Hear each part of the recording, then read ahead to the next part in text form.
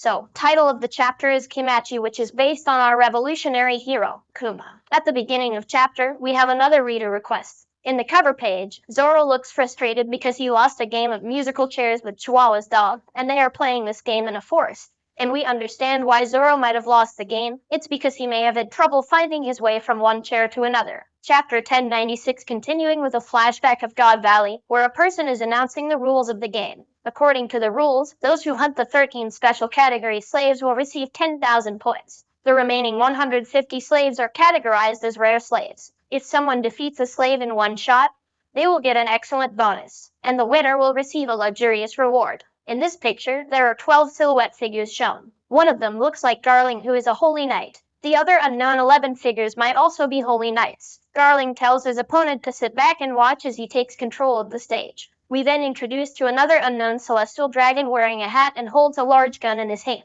And this guy claims that the Mammire family would be the winner. Next guy we have wearing a gas mask on his face, and he tells Garling not to expect easy victory. And here we have final celestial dragon with a smile on his face says nothing. And these three might be the holy knights among the 11 silhouette figures we saw earlier. In the next scene, we see that the slaves are deeply frightened, as if they are experiencing a terrible nightmare. They wonder how something like this happened, and why anyone would treat their fellow human beings in such a cruel way. In the next scene, we see two celestial dragons shooting bullets at the slaves. They don't spare anyone, whether it's a young or old. Then someone from the celestial dragon group said that the game hasn't started yet, thinking about the other 200 nobles who are also taking part.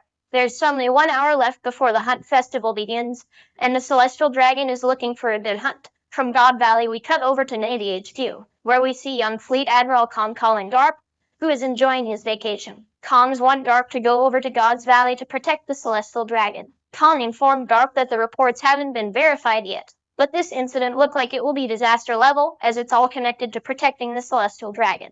But we know that Garp doesn't care if anything happens to this punk celestial dragon. Garp told Kong that he had warned them before that messing with Hachinasu would eventually come back to bite them, and now they are facing the results of their actions. Garp also mentioned that you are the one who stole the treasure, crown jewel of Pirate Island, and you seem to believe they won't take any action. So, the Rocks pirates might have went to God Valley because something important had been stolen from them by the Marines, and they wanted to get it back from them. Hearing this, Kong was shocked and asked Garp where he got this information. Ignoring Kong's question, Garp asked him if he had assigned extra protection to the celestial dragon to make up for their mistakes. He wanted to know why Kong was so worried. Then, Kong admitted that there was one crucial thing they had overlooked. He mentioned that Gul D. Roger was also heading in that direction.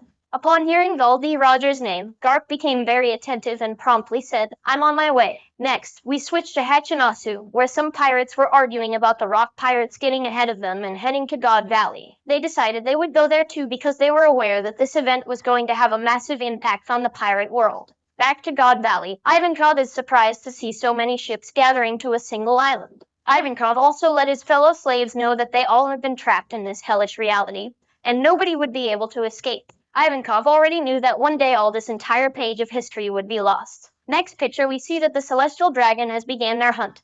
They chose God Valley to claim the abounded natural resources. Also, they have targeted 10,000 civilians as their branded rabbits for their hunt. Ivankov also mentioned that their rampage will be a total of 3 weeks, and by end of it there wouldn't be a single survivor. One of the slaves said they were promised freedom if they could stay alive for 3 weeks until the festival ended. Ivankov, very angry, informed them that in their previous hunt, no one had survived. Another slave questioned why they would lie and give them false hope. Ivankov explained that the celestial dragon didn't find it enjoyable to kill people who had already given up on life. They wanted the slaves to desperately hope for freedom so that they could be more exciting targets for the hunt. The slaves never really had a chance to win this cruel game.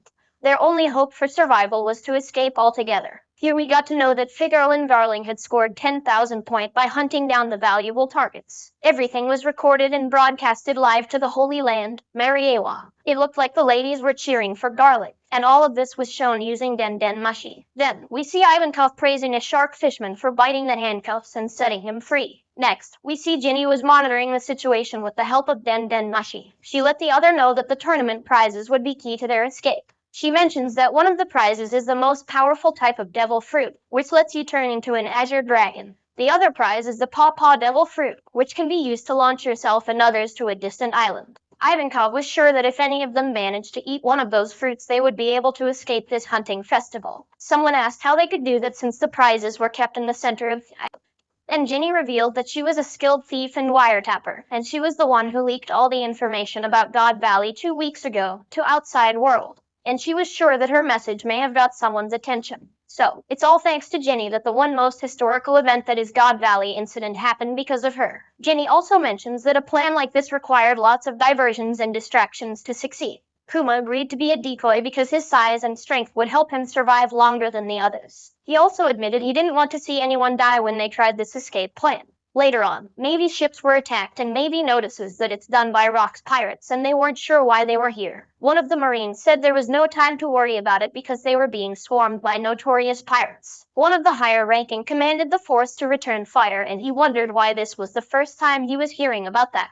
In the next panel, we see every big shot of Rock pirates and their prime were here. We have Prime Whitebeard, Miss Back and Wonder Back, and on left we see Unknown Fishman. To his right, we have former empresses of Kuja pirates Gloriosa, Shiki, Big Mom, Kaido, and John. Whitebeard notices that Rox has already rushed ahead of them and said, "When did Rox you got permission to order me?" Stussy was spawning over Whitebeard. Gloriosa told her to back off because she making a fool of herself. Big Mom talking about calming something, either she is talking about treasure or the devil fruit. Here Kaido points that it will be pointless in our hands. Whitebeard was sure that the Rox is bound enough to lose sight of the main goal, and he was concerned they needed to confirm that the main objective was here. Then Shiki shouted at Whitebeard, who died and made him in charge, and promised to knock all of them out of his way. Big Mom was certain that she will snatch all the treasure under their noses and that she'd grab it before anyone else. Kaido knew that the Roger was on his way too, and he was about to say something but got interrupted by Lilin telling Kaido to hold his horses. Stussy claims that it will be the decisive battle, and upon this John agrees. Gloriosa was sure that this is the day they finally settle things with the Roger pirates. The Rocks pirates has made landfall, which made Celestial Dragon unhappy and scold Marine if something happens to them. The Marines had no idea how the location was leaked and have no idea what the pirates were after. The Rocks pirates invaded the island from east on the other side.